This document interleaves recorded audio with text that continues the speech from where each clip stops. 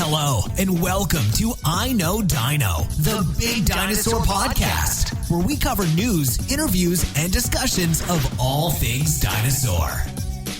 Hello and welcome to I Know Dino. I'm Garrett. And I'm Sabrina. And today we'll be talking about Eoraptor. We have an interview with Brad Jost from the Jurassic Park podcast and some dinosaur news. Some big dinosaur news. Big. So, you'll get that in a minute. Yes, you might get it right now. So first in the news is a story/republished article. It was published originally in Volumina Jurassic and then revisited in Pure J preprints recently. And it's titled The Fragile Legacy of Amphicoleus fragilimus, and it was written by Carrie Woodruff and John R. Foster. So, some background. Edward Drinker Cope discovered a vertebrae in the summer of 1878, and he identified the fossil as a sauropod and named it Amphicoleus fragilimus. The only bone found was a single incomplete vertebra that was reported to be 1.5 meters tall, which is about 5 feet, obviously huge, and that was incomplete. It was actually recreated as a complete bone a few years ago by Tony DeCroce and Ken Carpenter, and they ended up with a bone that is more than 8.5 feet or 2.5 meters tall. And we'll have a link to a picture on our blog and in our newsletter. It's totally crazy. It's an enormous bone. I mean, at 8.5 feet tall, you can't even get it through a doorway. It's so big. And that's just a vertebrae. You know, that's not the biggest bone in the body. If you had a femur, who knows how big it would be. The animal was estimated to be about 190 feet or 58 meters long, and that's about 50% longer than the next longest dinosaur, things like Argentinosaurus. So it's a crazy huge find, and apparently there's a chance that there was actually a typo which turned 1,050 millimeters of the height of this incomplete vertebra into 1,500 millimeters. Or it might have even been 150 millimeters into 1,500 millimeters, making it 10 times bigger. But that's all speculative. Some scientists, such as Carrie Woodruff and John Foster from this article, believe that physics would have prevented a sauropod from growing much larger than about 100 feet. And you probably know blue whales are about 100 feet long, but they need the support of the water in the ocean just to not get crushed under their own weight. And when they get beached, that's one of the big problems, is they can't even really breathe or do much because their own weight is so damaging to them. And dinosaurs can obviously be a little more svelte than a whale can, but even still, getting more than 100 feet long gets pretty difficult, even with a lot of that being tail and neck. It's just the physics of it become difficult. And this one, you know, at an estimated about 200 feet is just crazy. So, adding to the quote-unquote fragile legacy, as they titled their paper, Cope never mentioned the fossil again after his initial description. So he described it and he drew one picture of it, and that was it. He never mentioned it again. And that even included while he was describing his theory about how dinosaurs grow in their lineage throughout time. And you'd think you'd mention the biggest dinosaur you discovered when you're describing that process. It seems weird he didn't. He also only drew the bone from the one angle, like I mentioned, rather than more than one, as he typically did. He kind of alluded to that being because the bone was very fragile, so he couldn't really easily move it and draw it from different angles. And that's the reason he named it fragilimus, because the bone appeared to be so fragile.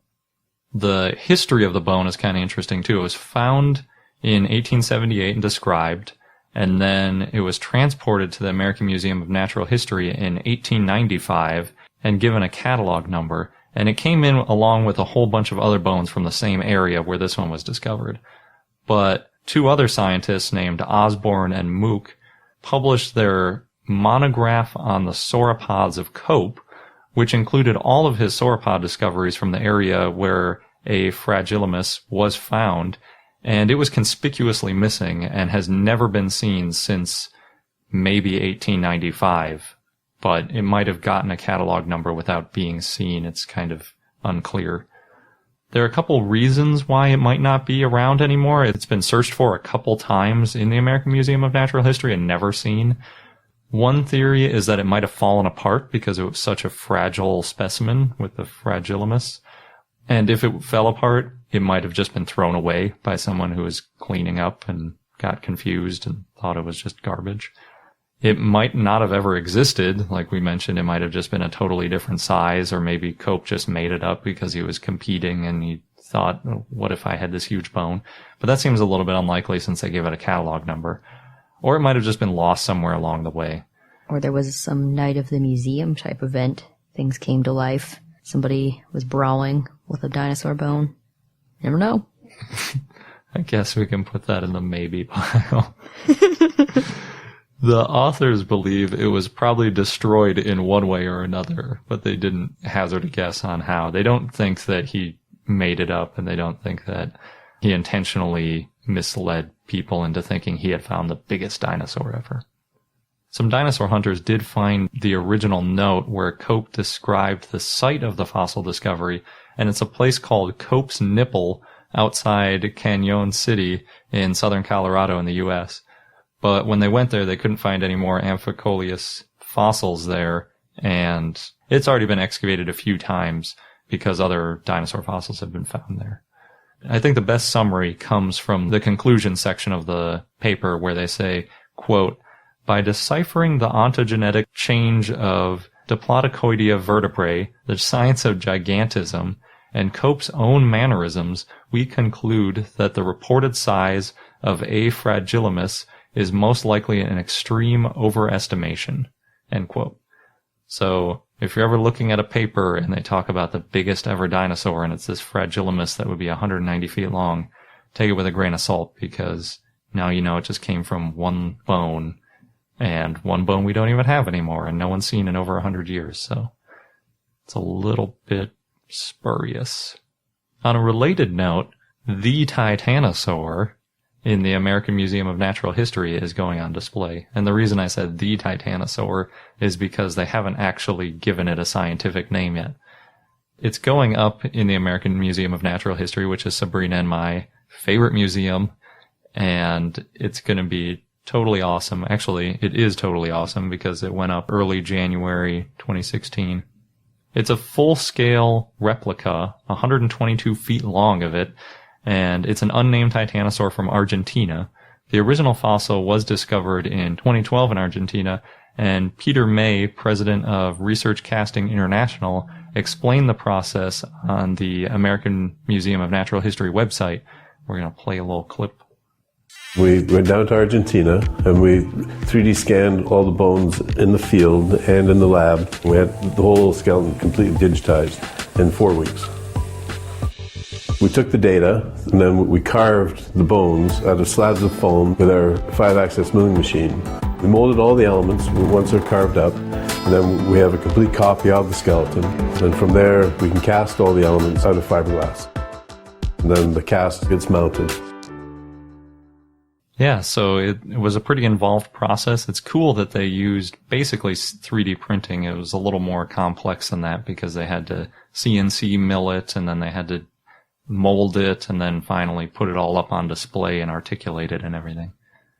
They also had to completely redo the room it was in, right?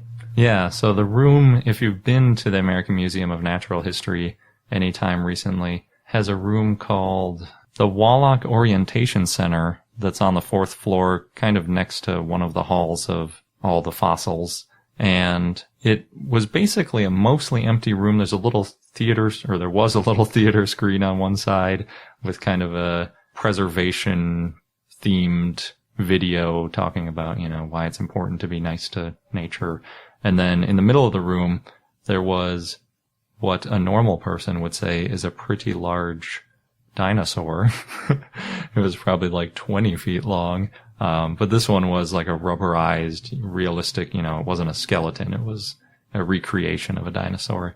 I think it was a Borosaurus or something, some kind of sauropod. But in the middle of the room, they had to obviously take that out in order to fit this 122-foot-long dinosaur in there. And even with that, its head is still sticking out of the room because even curling it up a little bit, they couldn't get the whole thing in this orientation center. So pretty cool. They said that even though the replica is made out of relatively light materials, mostly fiberglass, they still needed to add extra steel reinforcement because it had such an extraordinarily long neck and tail. We need to make a trip back to New York sometime soon so we can see this Titanosaur. Yeah, that sounds awesome. Next to the news, really quickly, in Glen Rock, Wyoming, specifically the Lance Formation, there's a 66 million year old Tyrannosaur fossil trackway that's been found. The study was published on Science Direct, and these tracks were made by either a subadult Tyrannosaurus rex or a Nanotyrannosaurus lunensis, based on the age and size of the footprints. The pace length was calculated to be 2.3 to 5 miles per hour, or 4.5 to 8 kilometers per hour. And you can see these tracks if you visit the Paleon Museum in Glen Rock, and you can take a short hike to see the prints. The museum's made casts of the prints, and they put them on display to help preserve them, too. Lastly, just for fun, listener Luke shared with us via Facebook this awesome illustration of Littlefoot from Land Before Time in an Arlo from the Good Dinosaur costume. It's really cute. We'll post that post on our blog so you can see it too. Or if you don't want to wait until we put it on our blog, you can check it out on our Facebook page at facebook.com/iknowdino. And now we'll just go right into the interview.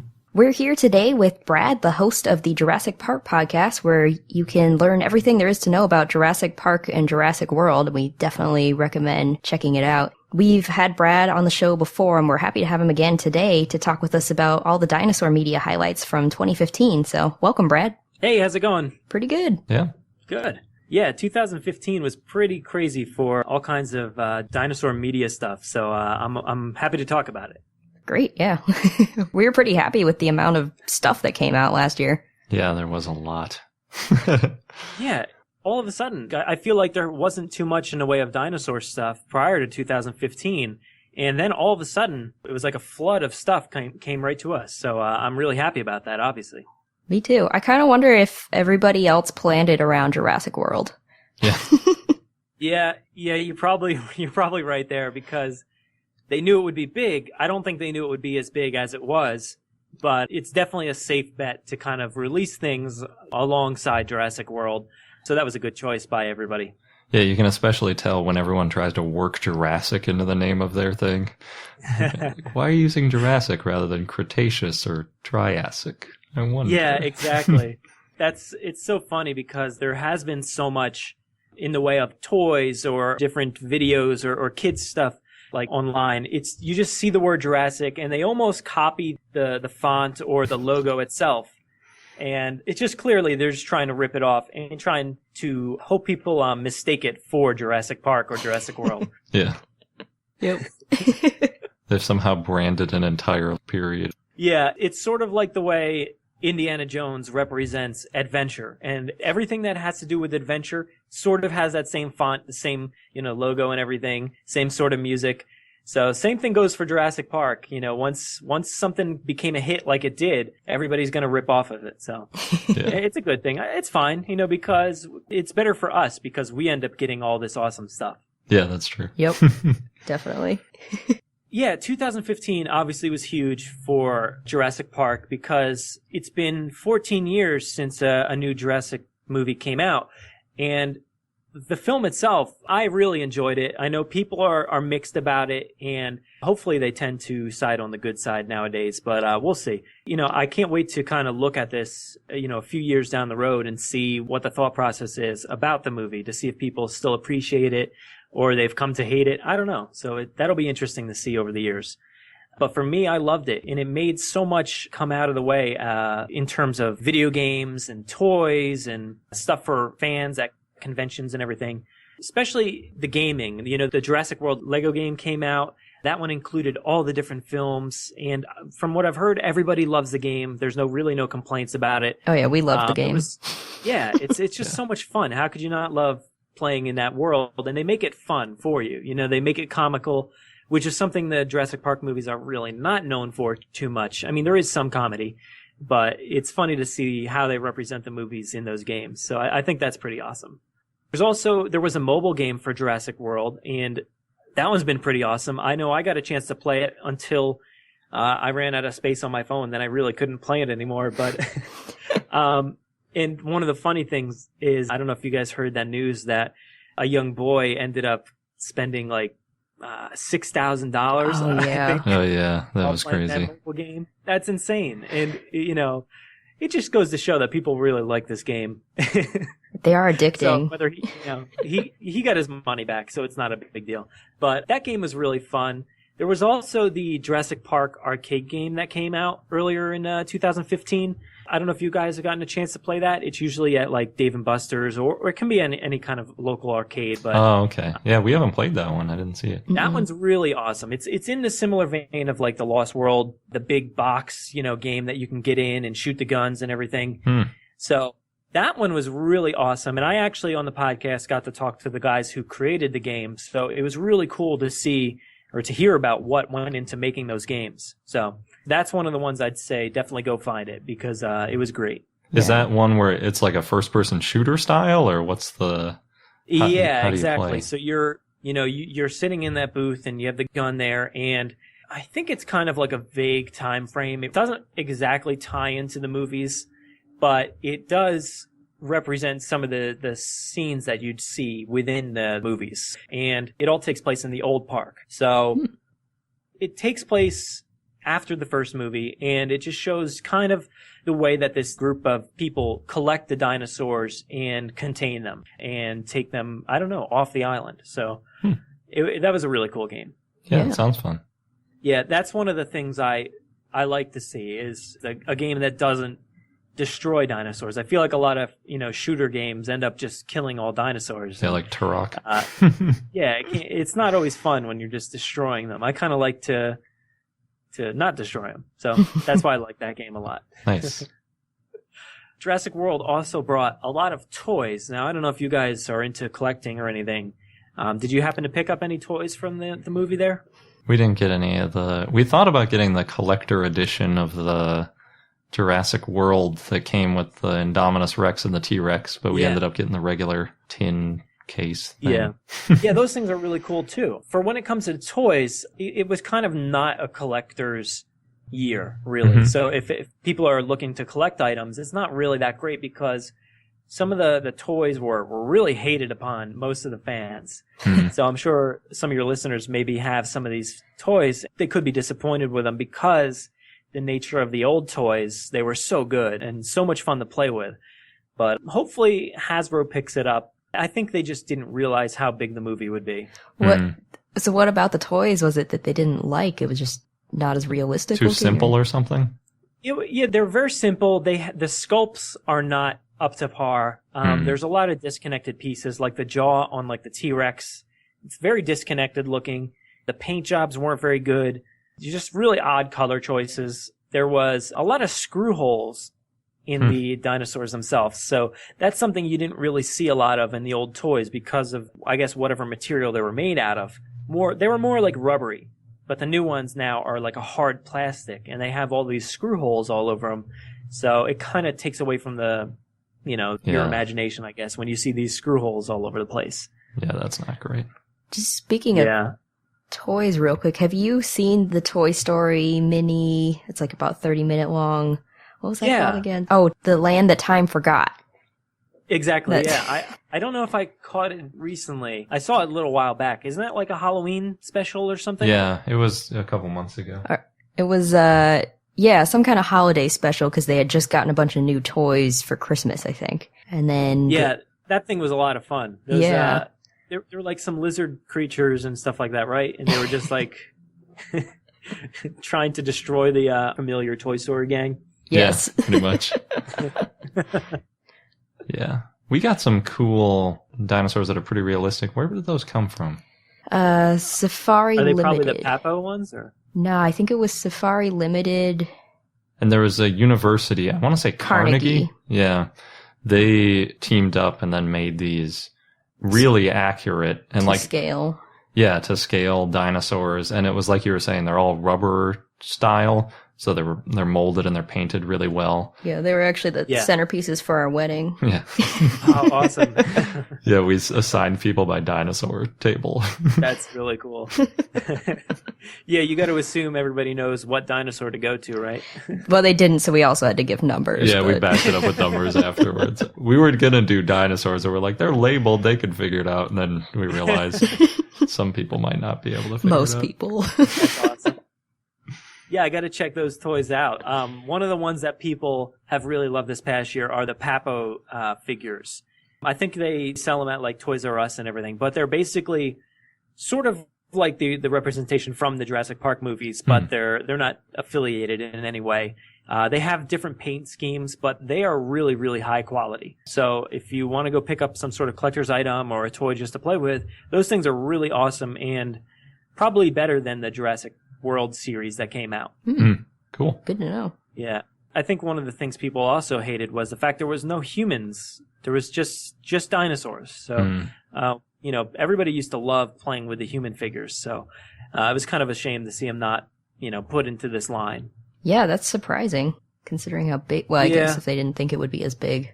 Yeah, that was the problem overall, I think. And it actually ties into the theme parks as well. I don't know. Have you ever gone to the Islands of Adventure in Orlando? Yes. Oh, I haven't. Oh, Sabrina hasn't. I have. That place is awesome. I actually just came back in December from there. Oh, I saw your pictures. Yeah. Yeah, it's so cool. They have the entire Jurassic Park area, a few different rides and everything. But I think one of the entire mess-ups that they had with Jurassic World was, not projecting how big it was going to be, even for their theme parks. They actually had a plot of land that could have fit another ride, but instead they added King Kong into that area just in 2015. I think they started building it. And it's kind of a shame because with how well this movie did, it would have been a perfect spot for a new ride to go. And I really think it messed up the idea of that park because it's separated into different lands. And Jurassic Park is one of those lands, one of those islands. So all of a sudden you're walking through Jurassic Park and then there's a King Kong ride. So it's a very interesting take. And I think the studio didn't realize how big the movie would be, so unfortunately that happened, but they did kind of pick up the slack. There was, a Raptor Encounter. I'm sure you guys have seen that thing floating around. They had that awesome encounter. So you go in and you stand in line to meet the Raptor and you can take some pictures with it. And it's really cool because there's actually somebody like within the costume. So they're diving at you as you're sitting there taking a picture with them. They're kind of sniffing you. It's pretty cool. That'd be a fun job. Experience. Yeah. Oh, it's got to be so much fun. And they have like a park ranger who's kind of modeled after like a mix between Dr. Alan Grant and Owen Grady from the movies. So it's pretty cool to see that. And then they actually toured that thing around. I think it's gone to it went to one of the conventions, San Diego Comic-Con, I believe it was. And that's a huge experience for fans. And Jurassic Park kind of hasn't been too well noticed there recently, but this year was awesome. They actually had like that Raptor Encounter there. They had the giant park gates. So really 2015 was the year for Jurassic World fans and Jurassic Park fans. So I think pretty much that sums up everything for Jurassic there. So that was an awesome time, and I can't wait to see it continue this year. That's really cool. Now I want to go to Orlando. Yeah, we had one of those guys in a dinosaur suit at our wedding too, actually. Oh, really? It was supposed to be a juvenile T-Rex, I think, so it was a little bit bigger than... His name was Duncan, and they put a lot of time and effort into building this animatronic head for him. Oh, wow. And it was really cool. It's kind of funny because they've got this very realistic looking head, but then you also see the guy's legs in like black leggings alongside the T-Rex legs. Yeah. Into the little shoes that are like big T-Rex feet. And we loved it. All the adults loved it, but all the kids cried instantly when they saw it. They're really afraid. Yeah, they told us, because it was at a zoo, and they had this for other things that they did at the zoo. They said that originally kids were terrified, so they changed its mouth to make it look more like it was smiling, and then it helped a little bit. Okay, but, yeah, I could see that. It was really cool. I was lucky. Sabrina went to go do her wardrobe change, and they came and got me, and they said, like, oh, you're really into dinosaurs? I was like, yeah. They're like, do you want to try on one of these? And I was like, yes. Oh, So I got to go get into a Parasaurolophus and like move it around a little bit. Yeah, you said there were cameras. Yeah, there's like a little camera through its face, and then this one could sneeze, so there was like a little spray bottle you could like squirt out the front and like little armatures for its body. It's that really thing's cool. pretty awesome. I got to see this thing in action. Yeah. I think, it's been a year for that kind of stuff as well. It's so cool to see, different touring companies going around. Like, this is just Walking with Dinosaurs, I think. Yeah. That's a great show. It's so awesome to see this stuff, taking over and being really, really good and high quality. And they just announced one for Jurassic World happening, I think, this year sometime in Australia. So eventually it'll tour around, but it's kind of like, I don't know if it's like Walking with Dinosaurs, but there is some dinosaurs that move around and everything. And there is some sort of exhibit to go along with it. So that's really cool to see this stuff being announced. Definitely. Yeah, I think that one opens up in March. Yeah, I know it's coming up soon. So Cool. Yeah. Yeah. I think aside from Jurassic Park, there was another awesome movie, The Good Dinosaur. I'm sure you guys definitely saw. I don't think we really got to talk about it too much, but I know I loved it. I thought it was a really, really fun movie. Yeah, fun and really pretty. Yeah. Oh, yeah. I thought it was okay. I wasn't as thrilled with it. It was good. I mean, but I think my expectations were really high since it was a Pixar movie and dinosaurs. And I think actually I like Jurassic World a little bit better than I like The Good Dinosaur, which was surprising to me because I figured Pixar is you love that so much. Yeah. They have so much going for them. And I know there was a lot of issues behind the scene with that movie. Yeah. So that's probably where the disconnect happened, where it didn't turn out the way they had hoped, I guess. Yeah. I think when we talked a little bit about it, I had said I think it was maybe a little bit oversimplified. And then Sabrina had found out that originally their script was super complicated. There's 3 storylines. Yeah. And they couldn't figure out a way to wrap it up all in the end. And then they changed directors, and that's when they just scrapped it all. Yeah, and they changed all the actors too and everything. And I think they just went for an oversimplified approach, which is great for kids. I think for kids, it's like an excellent movie. Kids that see that movie now will probably feel the same way that Sabrina and I feel about Land Before Time now. Exactly, yeah. But, being an adult and seeing it, it wasn't like a typical Pixar movie where there was lots of little hidden jokes and stuff like that for adults because there was so little dialogue. Yeah. That's one of the takeaways I found. It was more just geared towards kids, and I didn't have a problem with it. I really enjoyed it, but it didn't have that second story where, as an adult, you can kind of appreciate certain aspects. Yeah. And definitely it was a little too goofy at times. I think like they had that Styracosaurus scene and nothing really came of it. It was just like a 2-second scene. It was too goofy for me. Yeah. And sort of the same goes with were they pteranodons or pterodactyls of some sort? Yeah, something. They were really goofy, at least one of them. They really reminded me of the hyenas from The Lion King. Oh, that's a good point. That's true. They were a lot like that. They were very similar. They had the one that was like crazy, and the other two, I guess, were more sane. But that was one of the things that took me out of it for a minute because I didn't really grab onto those characters. Yeah, that was a lot of stuff like that. Like you said, though, the movie was beautiful, and it actually, I've seen tons of awesome artwork floating around. I actually have 2 pieces on my wall here. There's some really awesome toys that were out. There's some really good ones within the Disney store itself.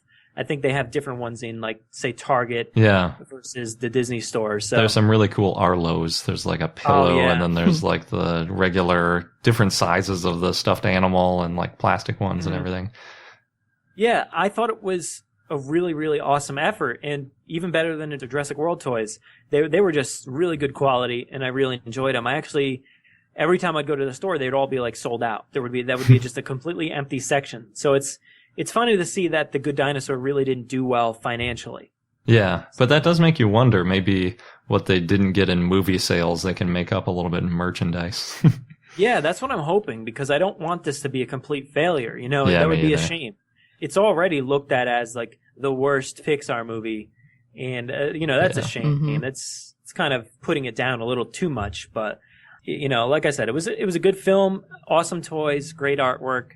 And there wasn't really too much representation within Disney's. I was just there, and there wasn't too much. There was some toys here and there, but within the parks, there wasn't much to say, really. Interesting. I noticed on Disney's blog, they posted a few things of like, hey, here are some dinosaur things we already have in our parks. Oh, yeah. Like, we're not going to do anything for Good Dinosaur, but But we already had some stuff. check out this thing that's Yeah. 70 years old. If you like dinosaurs, come check out all the old things we've had here for so long. Yeah, exactly. Yeah. You know, some of the stuff has been around there forever. There's a good representation of dinosaurs in those parks. Obviously, the full ride for Dinosaur is great. They have that Ellen energy adventure thing that you go through the dinosaur scene. Mhm. There's a dinosaur on the lake there, Gertie, in Hollywood Studios. Was that where you could buy the ice cream? Yeah.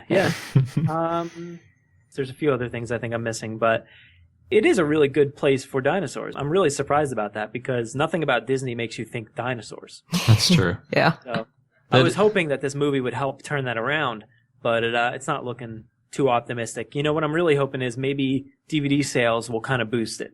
Yeah. Could be. We found out The Good Dinosaur hasn't been released in theaters in all countries yet, I guess. That's true, yeah. Really? Singapore and Hong Kong? Yeah, so we were over visiting some family overseas there in like Southeast Asia, basically.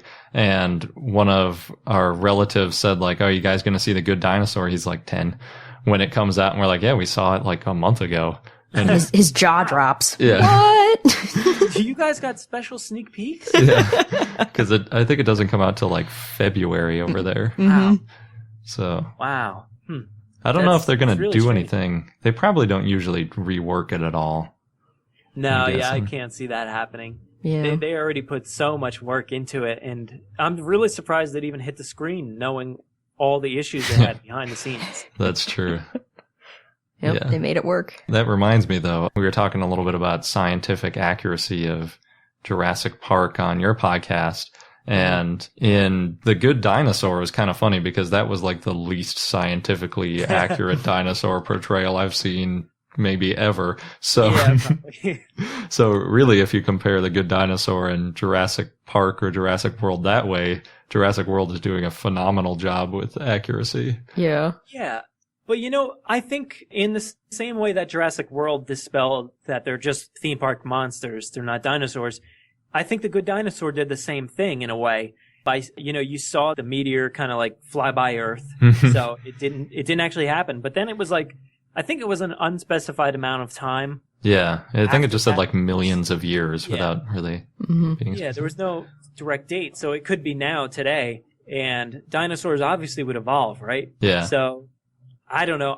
Maybe they'd become farmers. It's possible, right? I mean, it doesn't describe, you know, all the outrage that people have had about the evolution of these dinosaurs, but I'm willing to look past any of those things because the movie was so beautiful.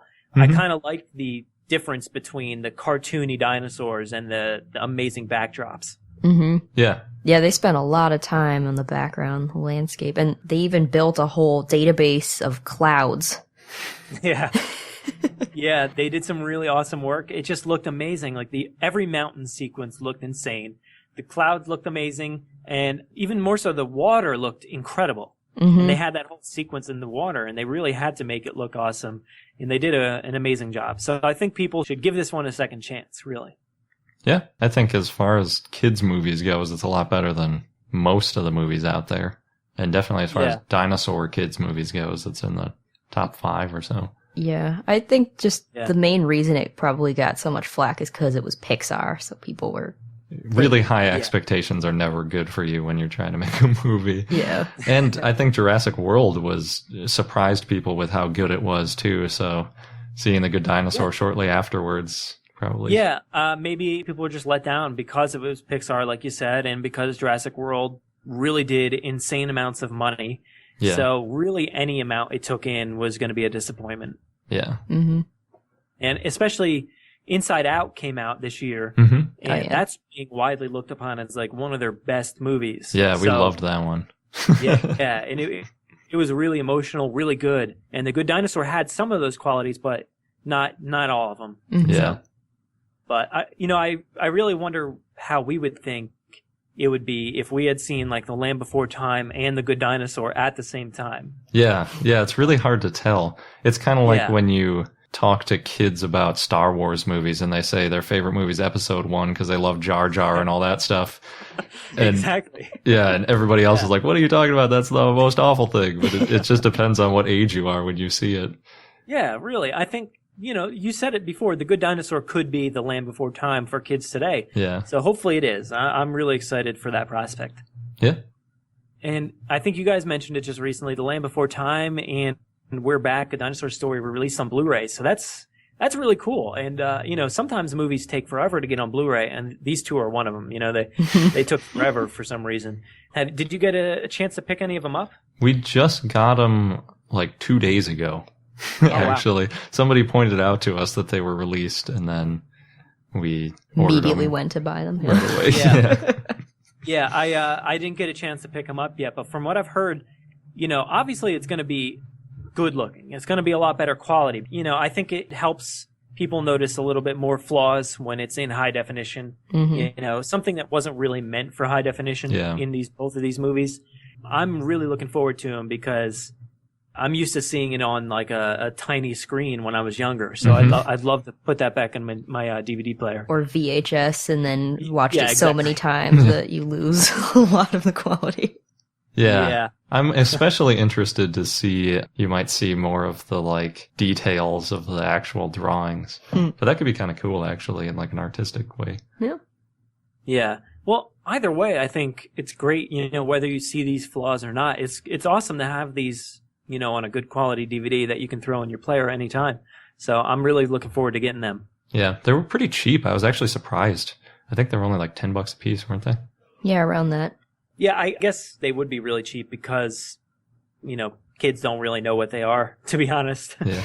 And Disney doesn't own them, so they don't do that annoying thing where they're like... in the vault. Yeah. It's out for 1 year and then it goes away again. Yeah. Well, maybe kids know The Land Before Time because isn't there like 20 of them or something? Oh, gosh. Yeah. But only the first one's good. Yeah. I think there's one coming out this year, isn't there? Oh, really? They're still going? Yeah, I'm pretty positive there's one actually coming out this year. I wonder if any of them are good. I think I've seen maybe on and off like within the first 6. And I saw the first 14. They were 2 through 14 all bad? Yeah, well, 2 was okay, and then after that, just downhill. My mom knew I liked dinosaurs, and she knew I really liked Land Before Time, so for every year at Christmas, I got a new one in the sequence. Oof. If they're coming out like clockwork like that, it's probably not a good sign. Yeah. Yeah, they're just like throwing them out on DVD. I honestly didn't know they went like so high. I didn't realize that they were still making them until recently. So yeah, it'd be interesting to go back and watch them all. God. That's a lot. The first one's available on Netflix too for streaming. Yeah. Is it really? I thought I looked for it. I didn't see it. Oh, maybe it got taken away. Pretty sure it might have been. Yeah, it might have gotten taken off recently. I think a lot of stuff got taken down. Yeah, that happens. Because I looked for it and it wasn't there. Oh, that's too bad. Yeah, I actually did look through Netflix. There's not like a ton of great content, really. There's a few documentaries. I think Dinosaur 13 is on there. Yep. Mm-hmm. So there's stuff like that, but there's really not too much in between. Some kiddie things, I think, here and there, but... Yeah, Netflix can be a little hit or miss sometimes. Yeah, there's that stuff, and then there's like the sci-fi movies, like, really, really low budget, really low quality, terrible something or other versus something else, so... Yeah. We watched a weird one, didn't we, where they like landed on an island? That's what it was. They were in either South America or Africa, and they were like going down a river, and they were going to document some old village, and then it turned out there were dinosaurs there attacking everybody. It was like a weird low-budget Jurassic Park. Oh, really? Yeah. Meets Blair Witch. Well, like the second Jurassic Park, where they were going onto an island, and like... Yeah. Oh, yeah. But it was... It had the same feel as those like made for Sci-Fi Channel movies. I don't know if you ever watched any of those, like Sharknado kind of thing. Yeah. That's, I'm willing to check out any of these movies because who knows, there might be some sort of laughable awesomeness to it that makes it kind of good, Yeah. That's true. This movie was kind of like that. And there was a guy and he had one dinosaur that liked him and he strapped a camera to its head. So there was like this dinosaur POV thing and it's like running around and stuff. So that's exactly like Jurassic World then. They put the cams on the side of the raptor's head. So Yep. I could see it. They're trying to tie in, I think Jurassic World stole it. It's very possible. I didn't get a chance to do it yet, but did you check out the Back to Dinosaur Island VR experience? Oh, so I just ordered the Oculus Rift. Oh, wow. Awesome. I couldn't resist. Yeah. Oh, yeah. That stuff's amazing. I only have the Google Cardboard. Yeah. I don't know if you've seen that. That thing's really cool too, even. Can you can you watch that video on Google Cardboard? I believe you can, but Okay. I have an iPhone, and I don't think the iOS version of YouTube, because I think you can find that video on YouTube.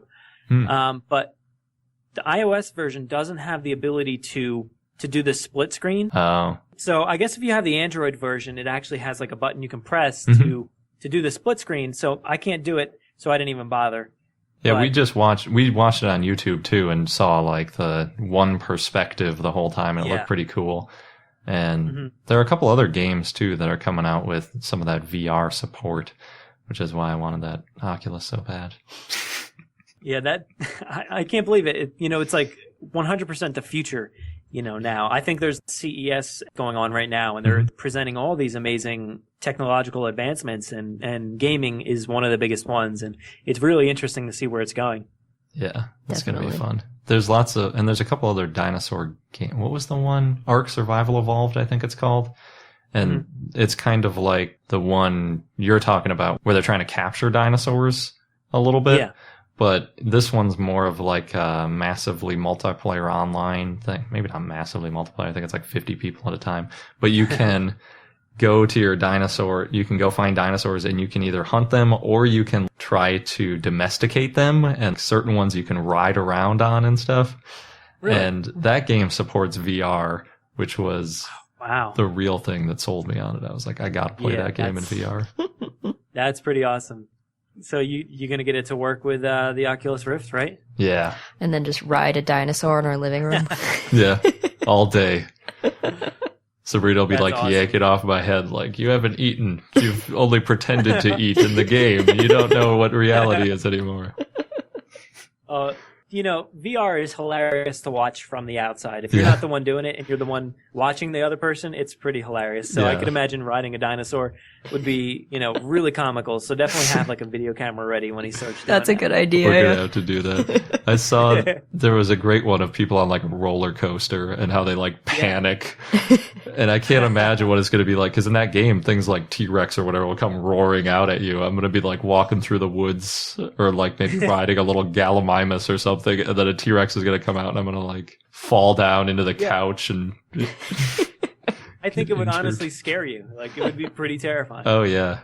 Did you guys hear about it maybe not too similar, but computer game Mesozoica? Mm-hmm. Yes. Yeah, I got to talk to somebody who made that game, and it's still in process, and I think there's been a few issues behind the scene, but not too bad. But that game looks pretty cool as well. So that's like a more of a theme park simulator. So it's got all kinds of containment, and you can basically pick what your dinosaurs look like in a way. So if you want them to have feathers, or if you don't, it's up to you. That's cool. Nice. Wasn't that on Kickstarter? I believe it was. Yeah. I think they did a lot of work first before Kickstarter, and then they did a Kickstarter, I think, to kind of raise even more money to make it even better. So it's still in the process of coming out, and I think if you go to their Facebook, you can like look at the updates and everything as it goes along. So I'm really interested to see what happens with that. Yeah, that one will be cool too. Yeah. Lots of good dinosaur games coming out. And like we were talking about, it's really nice to see these games where it's not just shooting dinosaurs all the time and it's a little more interactive, maybe a theme park or you're trying to domesticate them or even just capture them or whatever, but Yeah. rather than just shooting them and them trying to eat you. Yeah, exactly. I like that aspect of it. Actually, speaking of that Jurassic Park arcade, now there is an aspect where you are shooting the dinosaurs because there is a gun in front of you and you do have to fend them off. But they actually have like interesting guns. Like there's like a freeze ray. There's I don't even know. There's all kinds of crazy projectiles. So it's a really cool way to look at it, I guess. So hopefully, you don't kill too many dinosaurs in the process of freezing them. Yeah. That's funny. But really, 2015 was pretty awesome. It was a great year. 2016 has a lot to live up to. Yeah. I mean, I'm already expecting there to be a bunch of dinosaur discoveries, so. Yeah. And I'm glad that the sure. Jurassic World series is ongoing too, because I think that helps to maintain the whole world's interest in dinosaurs. Yeah. Yeah, definitely. I mean, we have to wait until 2018.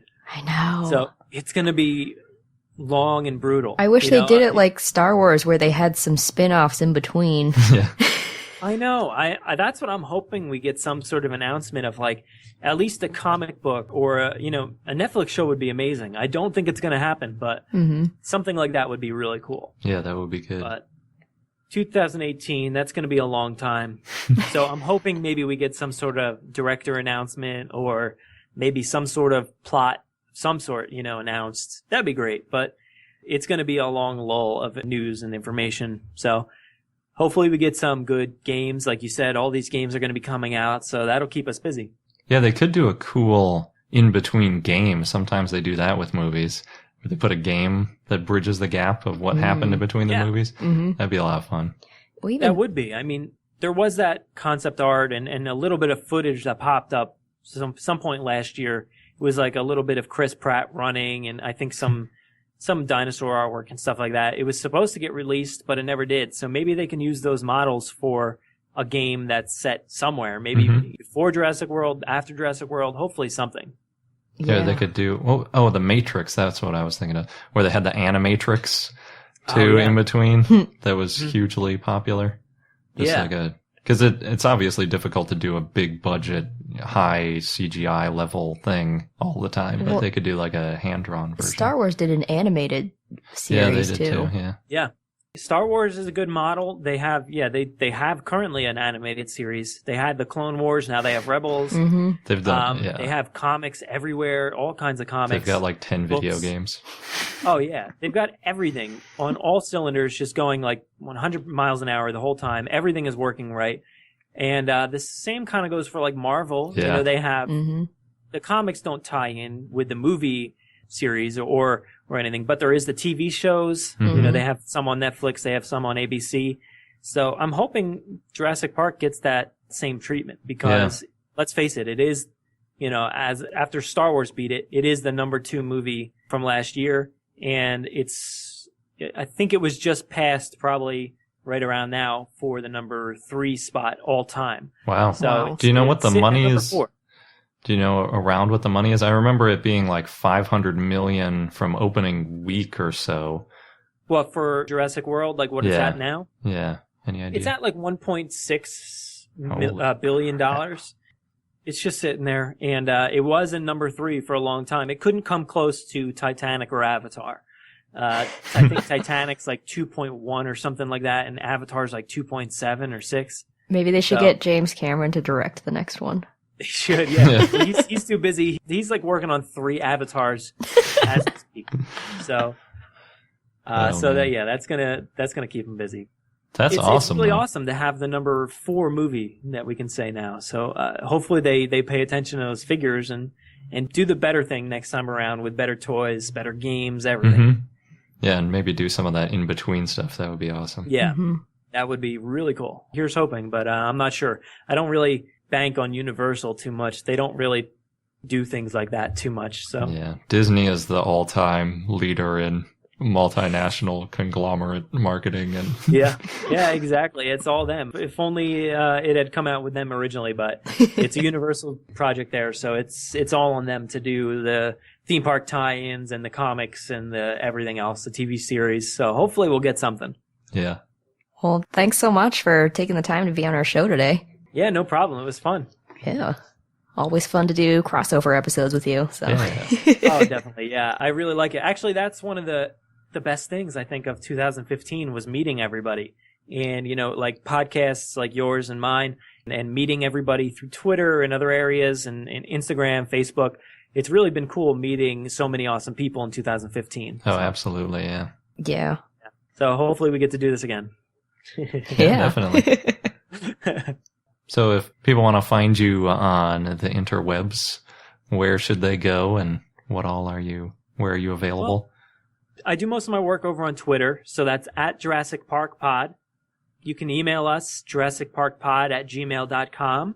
And we tend to read everybody's emails on the show. If you have any questions or anything about the movies or anything else revolving Jurassic Park or Jurassic World, send them over. And I mean, really, that's it. You can find us on iTunes. We're on Stitcher, Podomatic, YouTube. So you can find us everywhere, really. But Twitter's our main hub, so definitely go check us out over there. Awesome. Great. And we definitely recommend that you do. Yeah, it's a great podcast with Thanks, guys. That's higher production really values than we have. I want to try to get some of the, cool sound effects and everything like you do on yours and ours, but I'm still learning. 2016 goals. Yeah. Yeah, it makes the show much more fun. So I like all the listeners love that aspect of it. So yeah, we got to step up our game. Try to get to your level. Cool. Thanks, guys. Yeah, thanks. Just want to say thanks again, Brad, for that lovely chat. We really enjoy our dinosaur discussions. Yeah, crossovers are fun. So now on to our dinosaur of the day, Eoraptor, which was a request from Jill via Patreon. Thank you, Jill, and just wanted to quickly shout out thanks to all of our patrons on Patreon. And if you enjoy listening to I Know Dino and you'd like to support our podcast, then please visit our page at patreon.com/iknowdino. So Eoraptor, the name means dawn plunderer, and the eo part refers to dawn because it's one of the earliest dinosaurs, and the raptor refers to its grasping hand. It's not actually a raptor. It's not related to Velociraptor or dromaeosaurs. The only thing they have in common is having raptor in the name. And the species is Eoraptor lunensis. So the species name means moon inhabitant, and that name is based on it being found in the Valle de la Luna, which looks like a lunar landscape. And this is in Argentina. So Eoraptor is one of the earliest dinosaurs. It lived in the Triassic in western Gondwana, which is now Argentina. It was first described in 1993 and at the time was thought to be the earliest known dinosaur. And this is partly because of its more primitive features. But it kind of lost that title. In 2013, there was a new dinosaur that was formally described, Neosaurus from Tanzania, that's believed to be 12 million years older than Eoraptor. Eoraptor's bones were first found in 1991 by Ricardo Martinez, a paleontologist from the University of San Juan, and it took 12 months to collect the holotype. Then it was prepared at the Field Museum of Natural History in Chicago, and it was first put on display in Chicago, and then it was sent back to San Juan, Argentina, where it went on display at the Museum of Natural Sciences there. So what happened was Paul Serrano and Alfredo Moneta, who's from the National University of San Juan, they both led a team to search for fossils in Argentina back in 1991. They went for 5 weeks without finding anything, and then Ricardo Martinez happened to spot an Eoraptor tooth. And they started digging a little bit, and there ended up also being a skull and a mostly complete skeleton. So Paul Serrano and colleagues, including Forster, Rogers, and Moneta, named Eoraptor in 1993. When it was first described, they thought it was a theropod based on its hand and a few other features, but then there was this debate over whether it was actually a basal saurischian or a basal theropod. In 1997, Phil Curry said it was closer to a saurischian and ornithischian. And then in 2011, there was a team that found it to be a basal sauropodomorph. So in 2013, Serrano and others redescribed Eoraptor and said that it was a basal sauropodomorph. So what changed? Well, again, originally it was considered to be a theropod because it has this narrow build and it was bipedal. But then another dinosaur that lived in the same area at the same time was discovered in 2011. This is Eodromaeus. And this discovery convinced scientists that Eoraptor was a sauropodomorph because it has some of its teeth suited for eating plants. It actually has some teeth also suited for eating meat, which is why there was this confusion. But Eodromaeus had only sharp teeth, and it's considered to be one of or the earliest theropod. And Eoraptor, which was more ambiguous, was a theropod or saurischian or whatever, they thought, okay, instead of being the common ancestor for all dinosaurs, Eodromaeus is one of the earliest theropods, and Eoraptor is a common ancestor for other types of dinosaurs. So, they lived at the same time. Eodromaeus is a carnivorous theropod, Eoraptor is an omnivore. They looked similar, though, and were very similar in size, and all early dinosaurs kind of looked similar. And then, eventually they developed into sauropods, theropods, and ornithischians such as stegosaurs and ankylosaurs and ceratopsians. So Paul Serrano said, quote, "What can I say? I was young," when somebody asked him about how he mistook Eoraptor for a theropod. And he also said that, quote, "If you were transported back 230 million years and you turned your head as they ran by, you would be really hard-pressed to tell them apart. The differences at the root of the dinosaur family tree are really subtle," end quote. Yeah, it kind of makes sense. A lot of this taxonomy stuff is pretty difficult to tell, especially when you're working with incomplete skeletons, that you could make that kind of a mistake, especially with it having a lot of behavior that we associate with theropods a lot of the time. Yeah. And if that's one of the only dinosaurs from that area in that time, too. Yeah. So, Eoraptor was pretty small. It was 3.3 feet or 1 meters long, and it was light. It was ground-dwelling, and again, it was bipedal. It weighed about 22 pounds or 10 kilograms, and it was a fast runner. It was probably omnivorous. Definitely not the apex predator of its habitat, in addition to, of course, Eodromaeus, which is the theropod. It lived among many archosaurs, and the Triassic, this is kind of the beginning of dinosaurs, and there's still a bunch of other kinds of fierce animals that are much bigger.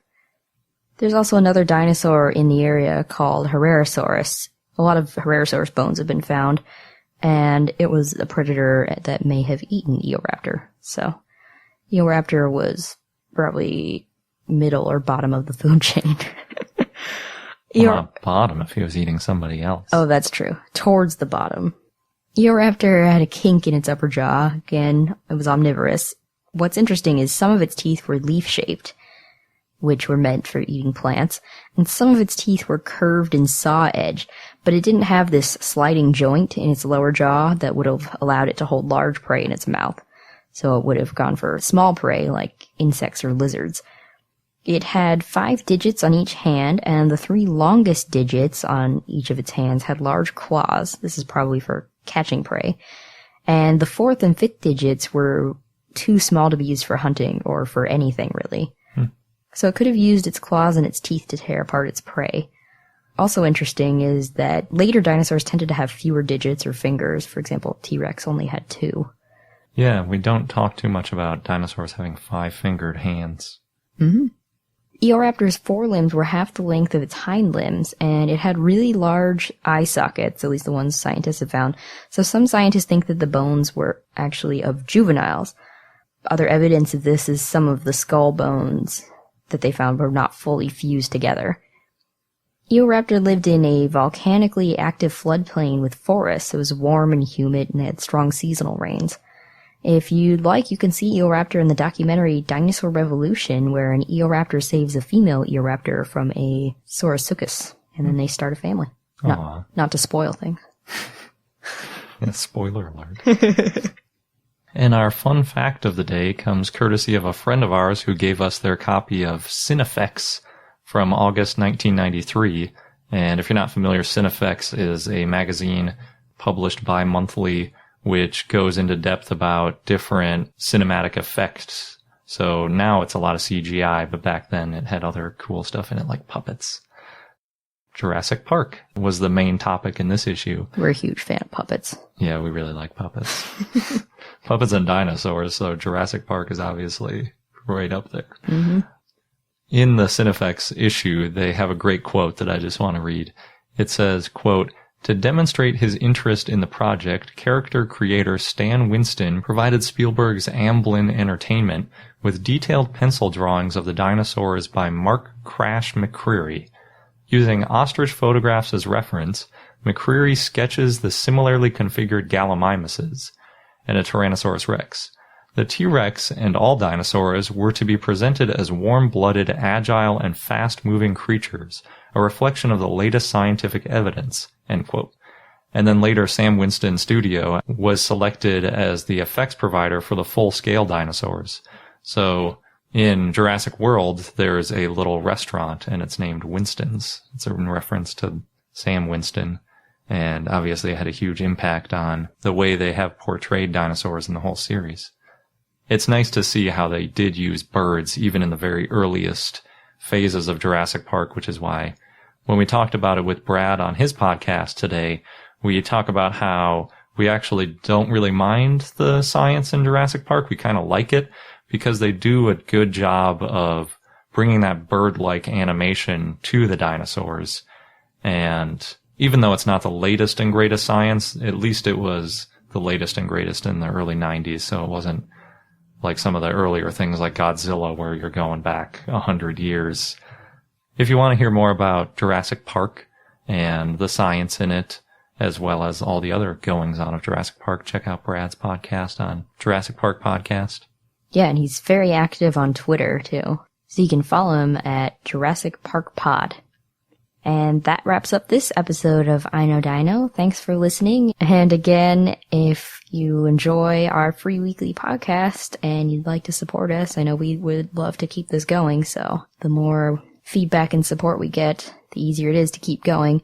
Then please visit our Patreon page at patreon.com/iknowdino. Until next time.